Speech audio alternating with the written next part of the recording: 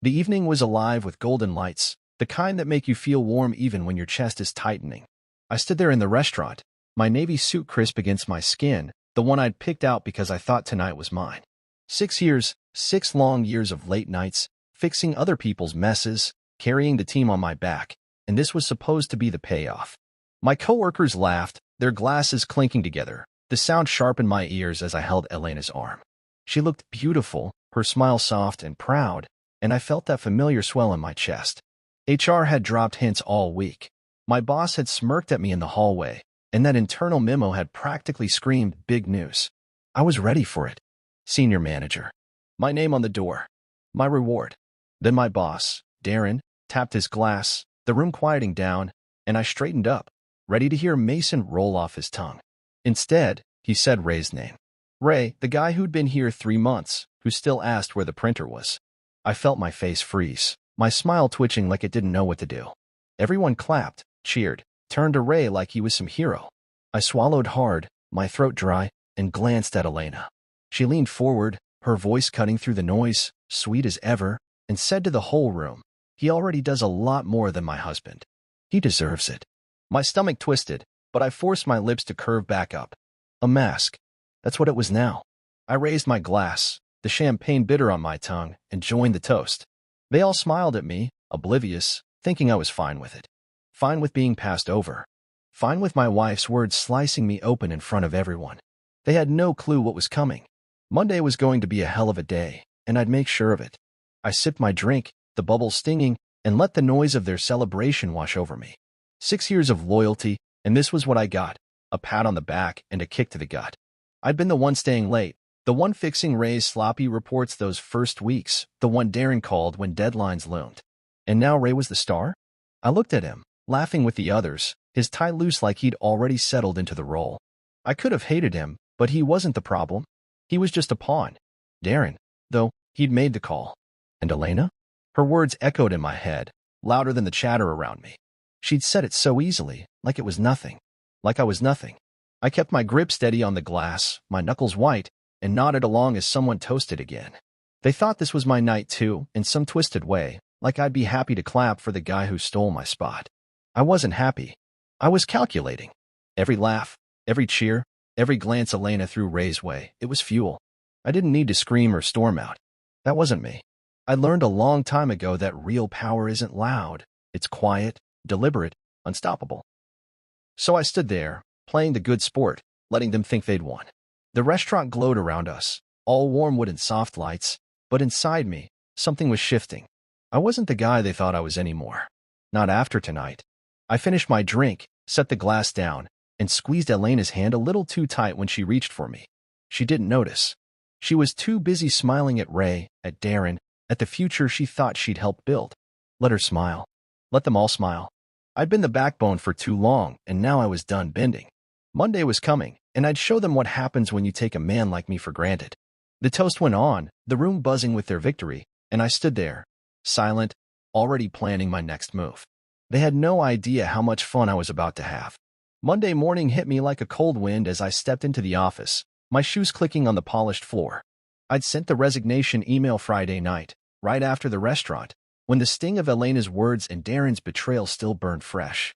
No big scene, no shouting, just a simple, clean letter sitting in their inboxes, waiting to blow everything apart. I walked past the break room, the smell of coffee drifting out, and there she was, Elena, laughing with Ray by the machine like nothing had happened. Her voice carried, light and easy, and I kept my face blank, my steps steady. No anger, no drama, just silence. That's how I wanted it. Darren's head popped out of his office door as I passed, his eyes wide like he'd seen a ghost. "Mason, we need to talk," he called, his voice tighter than usual. I nodded, turned, and followed him in, shutting the door behind me. My resignation letter was already on his desk, printed out, the black ink stark against the white paper. He sat down, staring at it, then up at me. "Why?" he asked, his tone almost hurt, like I'd personally stabbed him. I leaned back in the chair, crossing my arms, and looked him dead in the eye. "Let's not pretend you don't know," I said, keeping my voice flat. He blinked, then launched into this rambling mess, something about Ray's energy, how Elena had input on the team, how it was all about dynamics. I let him talk, nodding now and then, watching him squirm.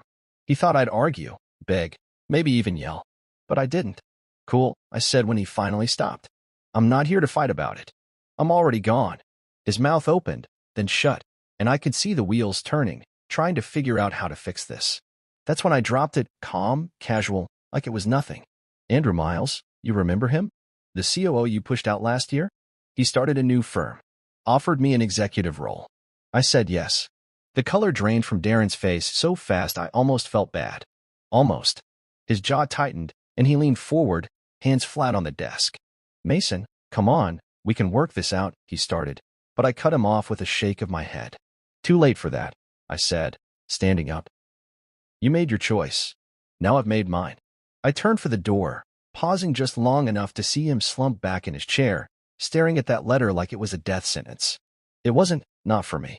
For me, it was freedom. I stepped back into the hallway, the hum of the office buzzing around me, and felt lighter than I had in years. 6 years of grinding, of being the guy who fixed everything, and they'd handed my reward to Ray. Fine. Let Ray fix their messes now. Let Darren figure out how to keep the ship afloat without me. I passed Elena again on my way to my desk. She didn't even look up this time, too busy stirring her coffee, giggling at something Ray said. Good for her. I didn't need her to notice me anymore. I didn't need any of them. Andrew's offer had come late Thursday, a quiet call after months of catching up over beers. He'd seen what I could do, back when Darren was too busy kissing up to the board to care. You're wasted there, Andrew had said. Can build something real with me. I'd slept on it, mulled it over through the restaurant charade, and typed that resignation letter with a steady hand. Now here I was, walking through the office like a man already halfway out the door. The best part? They didn't even see it coming. Darren thought I'd stay loyal forever, that I'd swallow the insult and keep clocking in. Elena thought I'd just take her little jab and shrug it off. They were wrong. Monday was already fun, and it was barely 9 a.m. I sat at my desk, the familiar creak of the chair under me, and started sorting through the junk I wouldn't miss, old pins, sticky notes, a coffee mug I'd never liked. People glanced my way, curious, but no one asked yet. They'd find out soon enough. I wasn't here to make a scene. I was here to walk away clean, with my head high and my future waiting. Darren could keep his excuses. Elena could keep her coffee chats with Ray. I had something better now, and they'd feel the weight of it soon enough. The clock ticked on, and I smiled to myself. This was just the start. I walked back to my desk after leaving Darren's office, the weight of that resignation letter still hanging in the air behind me. The office hummed around me, phones ringing, keyboards clacking, but it felt different now, like I was already a stranger here. I sat down, my chair creaking under me, and opened my laptop. One click. That's all it took. I forwarded my resignation to every department head. The subject line simple. Thank you for the opportunity. I hit send and leaned back, watching the screen as the email flew out into the world.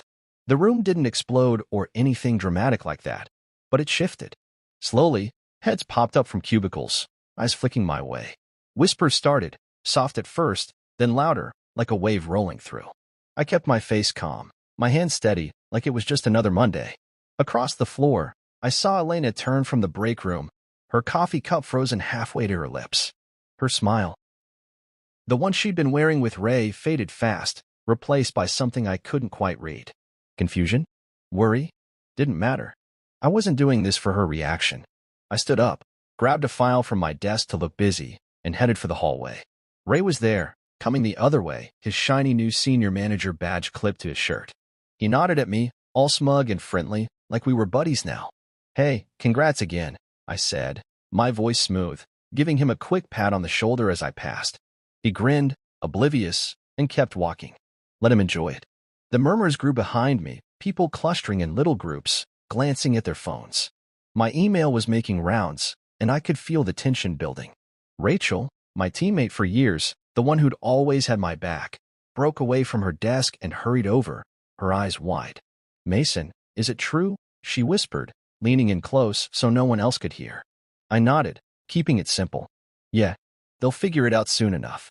She stared at me, like she was waiting for me to say more, but I just smiled and turned back to my desk. I didn't need to explain myself, not to her, not to anyone. The truth was in that email, short and sharp. I was done. 6 years of loyalty, of being the guy who stayed late, who fixed Ray's rookie mistakes, who kept Darren's projects on track, and they'd tossed it aside for a shiny new toy. Fine. Let them play with him. I sat down again, pretending to sort through papers, but my eyes kept drifting to Elena. She was still by the break room, staring at her phone now, her face pale. She knew something was up, but she didn't know the half of it yet. Did she think I'd just sit there and take it? That I'd smile and nod after she'd throw me under the bus in front of everyone? Maybe she did. Maybe she thought I was still the same guy who'd let things slide for the sake of peace. Not anymore. The office kept buzzing, people sneaking looks my way, some bold enough to whisper my name. I heard Mason and resigned bounce around, the words spreading like wildfire. Good. Let it burn. I wasn't here to make a speech or storm out in a huff. That wasn't my style. I'd let the email do the talking, let their own panic fill in the gaps. Rachel hovered nearby, still watching me, like she couldn't believe it. You're really leaving? She asked again, softer this time. I shrugged. Already left, Ratch. Just tying up loose ends. She nodded, slow, like it was sinking in. She'd get it soon. Everyone would. I glanced at Elena one more time. She was typing something on her phone now, her fingers fast, her brow creased. Was she texting Darren? Ray? Me? I didn't care. My phone stayed in my pocket, untouched. Whatever she had to say, it was too late. The clock on my desk said 10:15. Barely an hour in, and the floor was already buzzing with my exit. I leaned back, letting it all wash over me, the stares, the whispers, the slow unraveling of their little world. They'd thought I was predictable, dependable, the guy who'd stick around no matter what. They were wrong. I'd spent years building this place up, and now I was walking away, leaving them to figure out how to survive without me. Elena looked up, her eyes meeting mine for a split second before she turned away. She knew something had shifted. She just didn't know how deep it went. Not yet. Monday was rolling along, and I was just getting started. I was barely back at my desk, still feeling the hum of the office shifting around me, when my email pinged. Darren. Another meeting request, marked urgent in bold red letters. I stared at it for a second, the cursor blinking on my screen, and almost laughed. Urgent now, huh? Where was that urgency last week when he was handing my job to Ray? I didn't rush. I finished stacking a few papers, closed my laptop, and walked to his office slow and steady, letting him sweat it out. When I stepped in, the air felt different, thicker, heavier. Darren was behind his desk, his tie loose, his face flushed like he'd been pacing. Mason, he said, his voice cracking just a little, sit down, please. I took the chair, leaned forward, and rested my elbows on my knees, watching him. He didn't waste time. We can match the offer, he blurted out, hands waving like he was trying to catch something slipping away. More pay, a better title, flexibility. Whatever you want, we'll make it work. I didn't say anything at first, just let him talk. He rambled on about how valuable I was, how the team needed me, how this whole thing with Ray was just a misstep. A misstep. 6 years of my life, and he called it a misstep. I tilted my head, keeping my eyes locked on his. You had years to do that, I said, my voice low, steady. Years to give me what I earned. Instead, you listened to your favorite HR advisor. I nodded toward Elena's office across the hall, the glass walls showing her hunched over her desk, pretending not to notice us. Darren's mouth opened, then shut, his face going redder. Now you're offering me everything. I went on. But only because I'm walking out. Not because you saw me. Because you're scared. He flinched, like I'd hit him, and then he tried a different angle. You're being emotional about this, Mason, he said, leaning back, folding his arms like he was in control again. This isn't you. You're smarter than this. I laughed, couldn't help it. It came out sharp, cutting through the room. Emotional, I said, standing up slow, letting the word hang there. Nah, Darren. This is the most logical thing I've ever done. I'm not begging for scraps. I'm taking what's mine somewhere else. His eyes widened, and I saw it, the panic sinking in deeper. He started to say something, but I didn't let him. You thought I'd stay forever, didn't you? I said, stepping closer to his desk. That I'd keep fixing your messes, keep carrying the team, while you handed my spot to some guy who can't even find the copier? You were wrong. I straightened up, smoothing my jacket. Thanks for the time, Darren. Good luck with Ray. I turned for the door, hearing him sputter behind me, Mason. Wait, let's talk this through. But I didn't stop. The handle was cold in my hand as I pulled it open and stepped out, leaving him there to stew in the mess he'd made. The hallway stretched out in front of me, quiet for a second, and I felt my shoulders loosen. I'd said what I needed to say. No yelling, no big scene, just the truth, plain and simple. He dug this hole himself, listening to Elena, betting on Ray, thinking I'd just take it. Now he was scrambling, and I was done caring. I passed Elena's office on my way back, her head still down, fingers tapping on her keyboard. She didn't look up, but I knew she'd heard every word through those thin walls. Good. Let her hear it. Let her know I wasn't the pushover she thought. I'd spent years keeping this place running, late nights, early mornings, weekends when everyone else was off, and Darren had the nerve to call me emotional? No. This was cold, clear, calculated. Andrew's offer was my way out, and I'd taken it with both hands. Darren could throw money at me now, promise me the moon, but it didn't change a thing. He'd had his chance. They all had. I got back to my desk, the whispers still floating around the floor, and sat down. My phone buzzed, Rachel, probably, or someone else fishing for details, but I ignored it. I didn't need to explain myself anymore. Darren's desperation was proof enough that I'd been right to leave. He'd figure that out soon, when the deadlines piled up and Ray fumbled through them. I pictured him in there, staring at my empty chair, realizing what he'd lost. Not just a worker, a foundation. I'd been the one holding it all together, and now I was gone. The clock ticked on, the office noise picking up again, but I was already somewhere else in my head. Monday was rolling fast, and I was riding it out, calm and in control. Darren could keep his offers. I didn't need them anymore. I was at my desk, packing up the last of my stuff, when the office started to feel like a slow-motion car crash. The email had done its job, people knew I was out, and the whispers were turning into footsteps. One by one, they came over, their faces a mix of shock and something else. Respect, maybe, or just plain confusion. I kept it simple, tossing old pins and crumpled sticky notes into a box, my hands steady even as my chest tightened. 6 years of my life in this cube, and now it was just junk I didn't need anymore. Rachel stopped by first, her voice low. "Mason, I can't believe you're really going," she said, her eyes flicking to the box like it was proof. I gave her a half-smile. "Believe it," I said, dropping a chipped coffee mug into the pile. "Time to move on." She nodded, lingered a second, then walked off, shaking her head. Others followed, Tim from accounting, Sarah from marketing. Some asking questions, some just saying they'd miss me. I kept the answers short. No point in dragging it out. Then Ray showed up, hovering at the edge of my desk, his shiny new badge glinting under the lights. "Hey, man," he started, rubbing the back of his neck. "I didn't mean for it to go down like this." I looked up at him, my hands pausing over a stack of files. He was trying to play nice, like we could smooth this over with a handshake. "No worries," I said, my voice flat, giving him that same half-smile I'd given Rachel. "Enjoy the gig." He hesitated, then mumbled something and walked off. I didn't watch him go. Didn't need to. He wasn't worth the energy. The real moment came when Elena stepped up. I'd seen her coming from the corner of my eye, her heels clicking soft on the carpet, her face all innocent like she hadn't just gutted me in front of a room full of people. She stopped a few feet away, arms crossed, and tilted her head. "Mason," she said, her voice softer than usual. I didn't know Darren would listen to me like that. I raised an eyebrow, setting a binder down slow, letting the silence stretch out. "Didn't know?" I said, leaning back in my chair. "Didn't know you'd whisper I wasn't good enough, either?" Her eyes flickered, caught off guard, and she shifted her weight. "It wasn't like that," she said, too quick. "I was just trying to help the team. It wasn't personal." I chuckled, low and dry, and stood up, towering over the desk between us.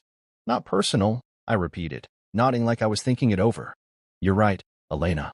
This is business. Just not yours anymore." Her lips parted, but nothing came out. I didn't wait for her to find the words. I grabbed my box, the weight of it solid in my hands, and turned for the elevator. She didn't follow, didn't call after me, just stood there, watching, as the doors slid open and I stepped inside. The last thing I saw before they closed was her face, pale, frozen, like she'd just realized something she couldn't take back. The ride down was quiet, just the hum of the cables and my own breathing. I leaned against the wall, the box digging into my hip, and let myself feel it, the end of it all. 6 years with these people, with her, and it came down to this. I wasn't mad anymore, not like I'd been Friday night, when her words at the restaurant hit me like a slap. Now it was just clear. She'd picked her side, and it wasn't mine. The doors opened to the lobby, the cool air hitting me as I stepped out. I didn't look back. Didn't need to. That part of my life was done, sealed up in that box and left behind with every step I took toward the parking lot. My car was waiting, same spot as always, and I tossed the box in the trunk without a second thought. The sun was high, glaring off the windshield as I slid into the driver's seat and started the engine. I could have stayed, could have fought, could have let Darren's desperate offer pull me back in. But why? They'd show me what I was worth to them, nothing until I was gone. Elena's face flashed in my mind, that fake innocence she'd tried to sell me. She didn't know Darren would listen? Please. She'd known exactly what she was doing, cozying up to Ray, feeding Darren whatever line got her closer to the top. And me? I'd been the fool holding her arm, smiling like it was all fine. Not anymore. I pulled out of the lot, the office building shrinking in my rear view, and felt the weight lift. This wasn't goodbye to a job. It was goodbye to them, to her, to Darren, to the whole mess they'd made. Good riddance. The road stretched out ahead, and for the first time in years, I didn't feel tied down. I was free. I stepped into Carter and Miles on Tuesday morning, and it hit me right away. This place was different. The air buzzed with energy, not the stale hum of the old office, but something alive, moving fast. The lobby was all glass and steel, sunlight pouring in, and when I walked through, people nodded at me like I belonged. No awkward stares, no whispers, just respect. Andrew was waiting by the elevators, his grin wide and real, the kind you don't fake. "Mason," he said, clapping me on the shoulder, "welcome to the team." I nodded back, feeling the weight of it settle in, not heavy, but solid, like a foundation I could build on. He didn't waste time. We rode up to the 5th floor, and he led me straight to my office. My office. Not a cubicle, not a shared desk, an actual room with a door and a window that stretched across the wall, looking out over the city. I stood there for a second, taking it in, the skyline sharp against the blue sky. "This is yours," Andrew said, leaning against the doorway. "No proving yourself, no waiting. We know what you can do." I turned to him, the corner of my mouth tugging up. "Good," I said, "because I'm ready to work." He laughed, short and sharp, and handed me a folder. Day 1, Expansion Strategy. "We're looking to triple our reach in 6 months.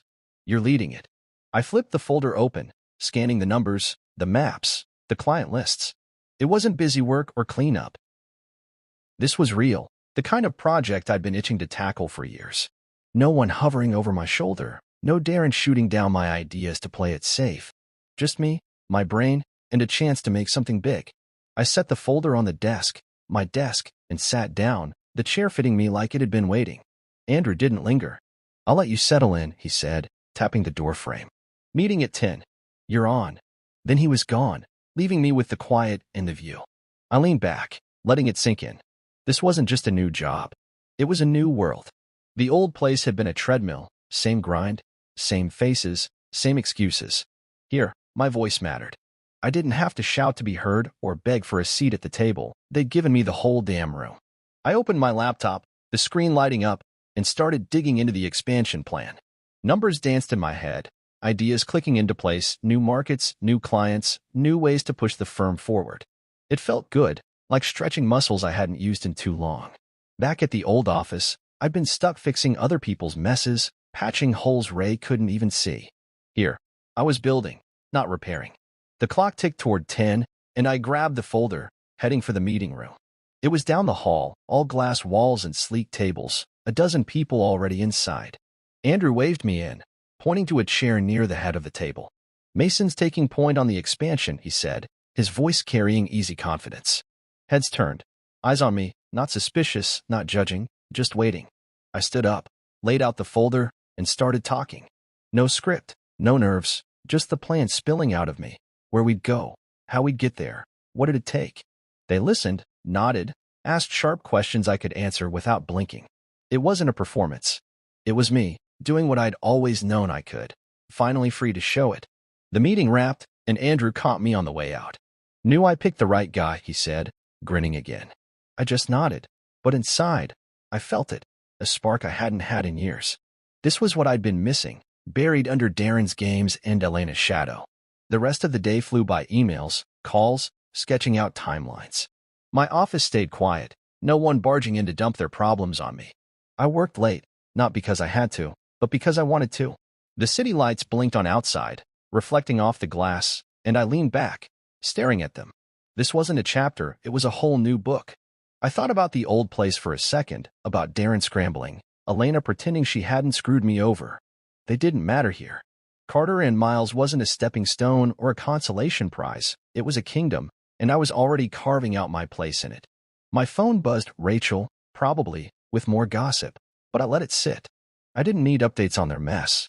I was too busy building something better. The clock hit 8, and I grabbed my jacket, the folder tucked under my arm. Day 1, and I was already in deep. This was where I belonged. I was sitting in my new office Wednesday morning, the city sprawling out beyond the window, when my phone buzzed on the desk. Rachel's name popped up, and I hesitated before swiping it open. Her message was short, but it hit like a punch. Mason, everything's falling apart. I leaned back in my chair, the leather creaking under me, and let that sink in. Falling apart. 3 words, but I could picture it clear as day. Darren pacing, Ray fumbling, Elena trying to hold it together with that fake smile of hers. I didn't reply right away. Didn't need to. I set the phone down and turned back to my laptop, the expansion plan glowing on the screen. My world was moving forward, and theirs was cracking, just like I'd figured it would. By Friday, it got better or worse, depending on who you were. Rachel texted again, longer this time. Ray botched a client call. Darren's yelling at everyone. Elena looks like she hasn't slept. I smirked, couldn't help it. Ray couldn't handle the role. Big surprise.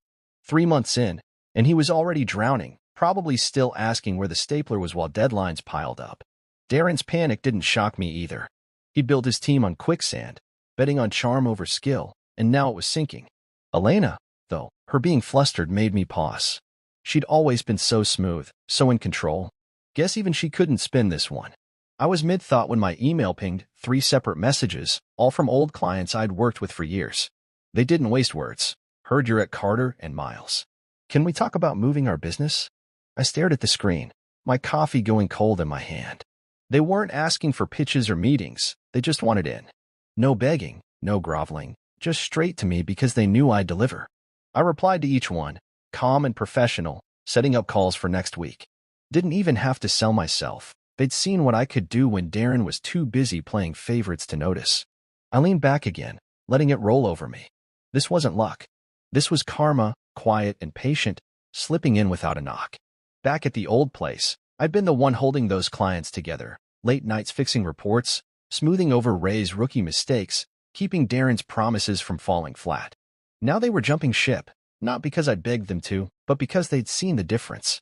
Ray couldn't cut it, and Darren couldn't hide it. The phone buzzed again. Rachel, with more. 2 more accounts pulled out today. Darren's calling an emergency meeting. I didn't answer. Didn't need to. I could see it unfolding, Darren shouting, Elena scrambling for excuses, Ray shrinking in his shiny new chair. They'd thought I was replaceable, that some fresh face could step in and do what I'd done for years. Wrong. I'd been the glue, the one who knew the clients, the systems, the shortcuts. Without me, it was chaos, and I didn't have to lift a finger to make it happen. I turned back to my work, the expansion numbers dancing in front of me. Carter and Miles was humming along. Meetings on track, ideas flowing, Andrew nodding at my updates like I'd been there forever. This was my focus now, not their mess. But I couldn't shake the picture in my head, the old office crumbling, piece by piece, while I sat here building something stronger. Friday afternoon, another client email landed. Mason, we're done with Darren's crew. Let's talk Monday. That made 4 big accounts, ready to follow me without a second thought. I typed a quick reply, locked my laptop, and stood up, stretching. The view outside was sharp, city lights starting to flicker on, the skyline steady and sure. I didn't feel smug, not exactly, just satisfied, like watching a puzzle come together. They'd made their bed, and now they were lying in it, tangled up and sweating. I grabbed my jacket, ready to head out, when Rachel's last text came through. They're asking where you went. No one knows about the new firm yet. I chuckled, slipping the phone into my pocket. Let them wonder. Let them guess. They'd find out soon enough, when the client list shrank and the board started asking questions. I wasn't vengeful. I didn't need to be. This wasn't about revenge. It was about them facing what they'd done, what they'd lost. I walked out of the office, the glass doors swinging shut behind me, and stepped into the evening air. It was cool, crisp, like a clean break. Their world was sinking, and mine was rising, steady and strong. Karma didn't need my help. It was doing just fine on its own. I was finishing up some notes in my office Friday afternoon when my email pinged again. Darren this time, not a client. The subject line was plain. Can we meet? I stared at it, my pen hovering over the paper, and felt a flicker of something. Curiosity, maybe, not hope. Hope was long gone with him. I leaned back, the chair creaking under me, and thought it over. What did he want now? Another desperate pitch? A guilt trip? I didn't know him anything, but I couldn't deny I wanted to see his face when he tried to talk me back. So I typed a quick "sure, where?" and hit send. His reply came fast. Coffee shop near the old office, for PM. I locked my laptop, grabbed my jacket, and headed out, the city buzzing around me as I drove over. When I walked in, he was already there, sitting in a corner booth, his tie crooked and his face a mess of lines I hadn't noticed before. He looked up, spotted me, and waved me over, his hand shaky. I slid into the seat across from him, keeping my expression blank. "Mason," he started, his voice rough. "Thanks for coming."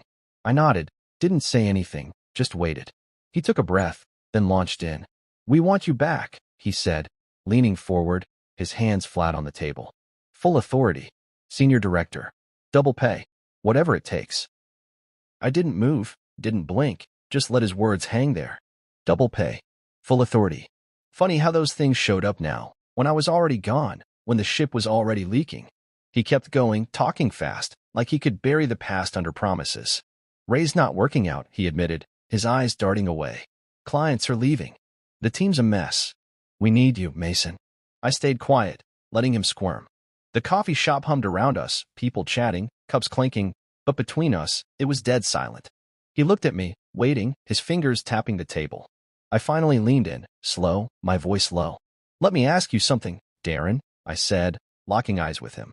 "If I'd never left, would I be sitting in this chair right now? Would you be offering me all this?" His mouth opened, then shut, and that was my answer. Silence. He couldn't lie his way out of it, not this time. I straightened up, smoothing my jacket. "You should have listened to the right voices," I said, standing. "Not the ones who told you Ray was the future. Not the ones who said I wasn't enough." His face crumpled, just for a second, before he tried to pull it back. "Mason, come on," he started, but I shook my head. "You had your chance," I said, stepping back. "I'm not your fix-it guy anymore." I turned and walked out, leaving him there, staring at the empty seat. The door swung shut behind me, the bell jangling, and I stepped into the afternoon light. My chest felt lighter, like I'd dropped something I'd been carrying too long. He looked like a man drowning, reaching for a rope I wasn't throwing. Full authority? Double pay? It sounded good, sure, but it was hollow. He wasn't offering it because he valued me, he was offering it because he was scared. Scared of the mess, scared of the clients bailing, scared of the board breathing down his neck. I got back in my car, the engine humming to life, and pulled onto the street. The old office loomed a block away, its windows glinting in the sun, but I didn't glance at it. Didn't need to. That place was a ghost now, a shadow of what it had been with me holding it up. Darren's words echoed in my head, "Senior director, whatever it takes," but they didn't pull me back. They just reminded me why I'd left. He'd had years to see me, to give me what I'd earned, and he didn't. Not until I walked away. Now he was begging, and I was done listening. I thought about Elena for a second, her part in all this. She'd pushed Ray, fed Darren the line that got us here. Did she know he was meeting me? Did she care? Didn't matter. She'd made her play, and it was backfiring. I merged into traffic, the city sliding by, and felt the distance grow, not just from the coffee shop, but from them. Carter and Miles was my world now, and it was solid, real, not built on promises that only showed up when things broke. Darren could keep his table-turning act. I turned mine first, and I wasn't looking back. The road stretched out, and I drove on, leaving him at. And that life in the dust. I was deep into a client proposal Monday morning, the hum of Carter and Miles steady around me, when my phone buzzed on the desk. Elena's name flashed up, no greeting, just a blunt, "Can we talk?" I stared at it, my thumb hovering over the screen, and felt a flicker of something, annoyance, maybe, or just tired curiosity. Talk? No? After everything? I set the phone down, face up, and let it sit there, unanswered. She could wait. I turned back to my laptop, numbers and timelines filling my head, but her text lingered like a shadow I couldn't quite shake. A few hours later, Rachel's name popped up instead, her message longer, juicier, Richard's on thin ice. The board's livid. Ray just messed up a major deal. I leaned back, a low chuckle slipping out. Richard, Darren, I assumed she meant, was cracking under the weight, And Ray? Of course, he botched something big. 3 months in, and he was still playing dress-up in a role he couldn't fill. I could see it clear as day, Darren's red face, Elena's tight smile, Ray stammering through excuses. My old team wasn't falling apart because I'd left. It was falling apart because I'd been the one holding it together, and they'd been too blind to see it. I didn't reply to Rachel either, just let the news settle in, a quiet satisfaction warming my chest. The day rolled on: meetings, calls, more work on the expansion, and then my email pinged. Another client, one I'd pulled through a dozen crises back in the day. Mason, we're done with the chaos over there. Can we switch to you? That made 5 now, 5 big accounts reaching out, no pitch needed. They didn't want Ray's charm or Darren's panic. They wanted me, the guy who'd always delivered. I typed a quick yes, said a time to talk, and leaned back again, staring out the window. The city skyline stretched out, steady and sharp, and I felt it. This wasn't about me tearing them down. It was about them crumbling under their own choices. Elena's text flashed in my mind again, that "can we talk?" sitting there like a loose thread. What did she want? To explain? To apologize? To pull me back into her orbit? I didn't care enough to find out. She'd thought backing Ray would lift her up, make her the smart one in the room. She'd been wrong. It didn't make her powerful, it made her weak, exposed her for what she was, someone who'd trade me out for a shiny new toy that didn't even work. I grabbed my coffee, the mug warm in my hands, and took a sip. Rachel's update painted the picture: Ray screwing up a deal, the board turning on Darren, Elena caught in the middle. I could have warned them. Could have told them Ray wasn't ready, that charm doesn't close contracts. But they didn't listen then, and I wasn't their teacher now. They'd figured me for replaceable, a cog they could swap out. Except I wasn't a cog, I was the engine, and without me, the whole machine was grinding to a halt. Another email landed, Client 6, short and sweet. Heard you're at Carter and Miles. We're in. I smiled, typed a reply, and filed it away. 6 accounts in a week, all because they knew what I brought to the table. Back at the old place, I'd spent years proving it, saving deals Ray couldn't even spell out. Now they were seeing the cost of letting me go, and I didn't have to lift a finger to make it hurt. Elena's text buzzed again in my head, but I pushed it aside. She'd had her chance to talk Friday night at the restaurant, when she leaned into that mic and cut me down instead. This was her last straw, her play to claw something back, and I wasn't biting. I stood up, stretched, and walked to the window, the glass cool against my hand.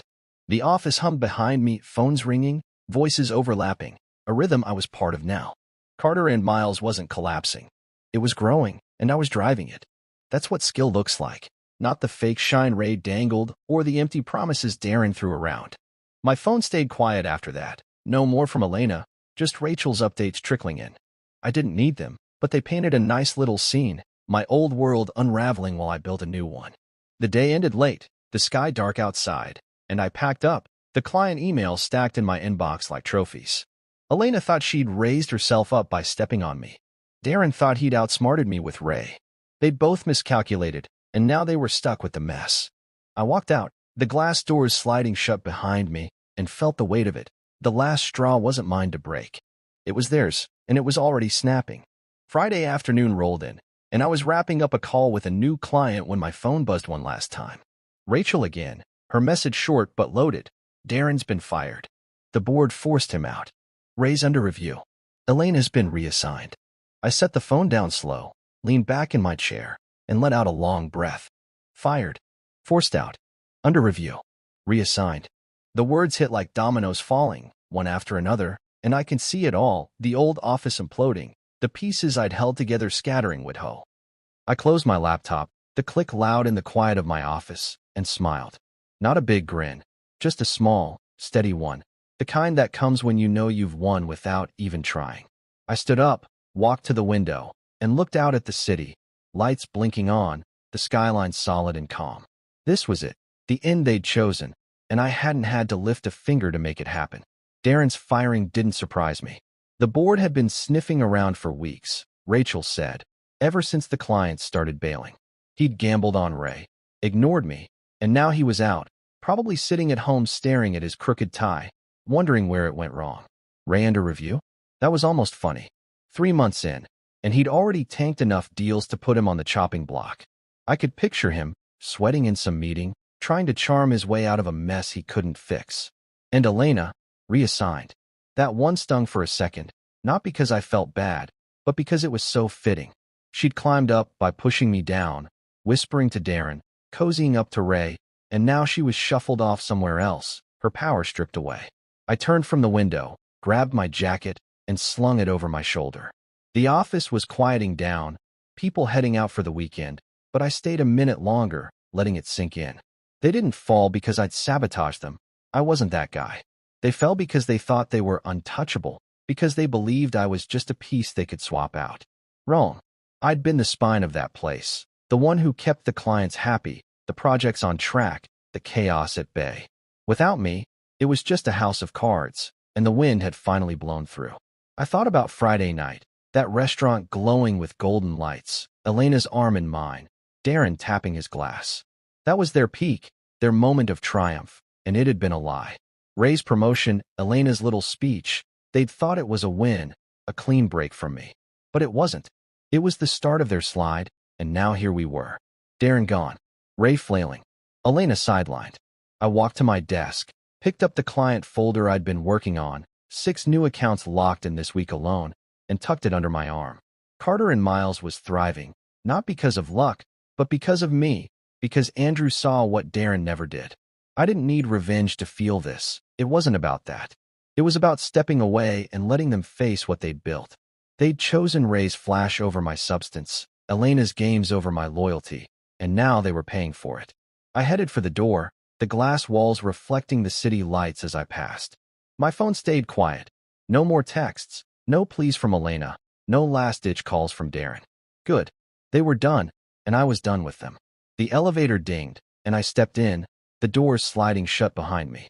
The ride down was smooth, the hum of it steady, and I felt it. This was closure, not the loud kind, but the quiet, final kind. I'd spent years giving my worth to people who didn't deserve it, pouring myself into a place that tossed me aside. No more. The lobby opened up, cool air hitting me as I walked out, and I stopped for a second, breathing it in. The old office was a memory now, a fading echo of Darren's panic, Ray's stumbles, Elena's betrayal. They'd made their end, and I'd made mine. I got in my car, tossed the folder in the passenger seat, and slid behind the wheel. The engine roared to life, and I pulled out, the road stretching ahead. I wasn't running from them. I was running towards something better, something I'd built myself. The city lights blurred past, and I turned up the radio, letting the sound fill the space. This wasn't about them falling. It was about me rising, steady and sure, because I'd stopped handing my value to people too blind to see it. They'd chosen their end. I'd chosen my beginning.